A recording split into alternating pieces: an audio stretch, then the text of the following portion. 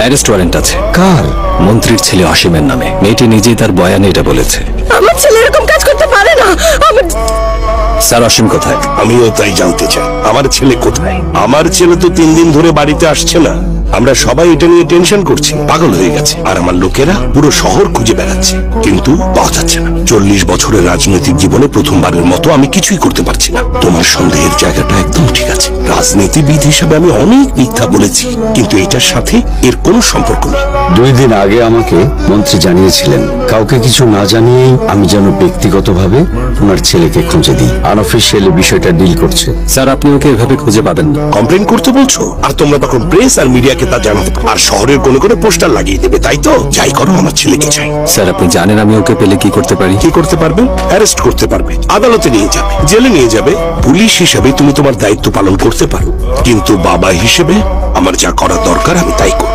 আপনার ছেলে হওয়ার থেকেও গুরুত্বপূর্ণ, সে একটা কেসের প্রধান আসামি। তোমার ক্ষমতায় আমার পূর্ণ বিশ্বাস আছে। আমার ছেলেকে অ্যারেস্ট করো। গাড়ি থামাও তো। রাজেন্দ্র, কেন মনে হচ্ছে কেসটা প্রায় শেষ? ওকে ধরতে সময় নষ্ট করব কেন? আপনি পরিসংখ্যান জানেন না স্যার? এটা গত সপ্তাহের একটা রিপোর্ট। গত 1 বছরে দেশে প্রতিদিন গড়ে 93টা কেস স্যার।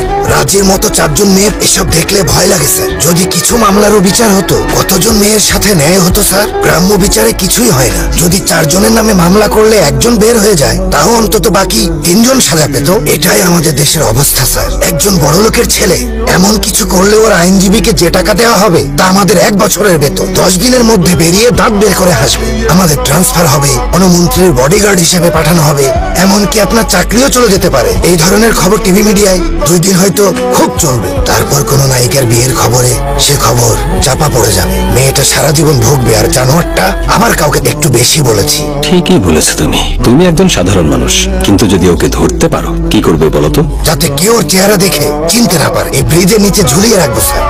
ব্রিজের নিচে দেখে আসো। যাও না, দেখো। আর ওর বাবাকেও ফোন করে এখানে আসতে বলো। Yes sir. আমার ছেলে কোথায়? ওর সাথে কথা বলতে চাই। তারপর ওকে জেলে বা রিমান্ডে নিতে পারো, যা খুশি করতে পারো। জানি না ওর সাথে কথা বলতে পারবেন কিনা। গফুর। জি স্যার। ওর চেহারাটা একটু দেখাও তো। এখানে সাইন করো বিজয়। ডক্টর, কিছু জানতে পারলেন? আর কিছু? আর সব তথ্য পোস্টমর্টমের পরেই দিতে পারবো। সরি স্যার, বুঝিনি আপনি আছেন। কি মনে হয় কে করেছে? জানি না স্যার। যে এটা করেছে। আপনার ছেলে কি তুলসী পাতা ছিল? এই জন্যই তোমাকে বাহবা দিতে হয়। এটা যে কেউ হতে পারে। আমজনতা হতে পারে, বা প্রেসের লোকও হতে পারে। মেয়েটার মা বা বাবা বা ভাইও হতে পারে স্যার। ওর ভাই পুলিশ অফিসারও হতে পারে। সেই পুলিশ অফিসার ভাইটি বিজয় কুমারও হতে পারে স্যার। আপনি কিচ্ছু করতে পারবেন না। আপনার আত্মীয় স্বজনকে খবর দিতে পারেন।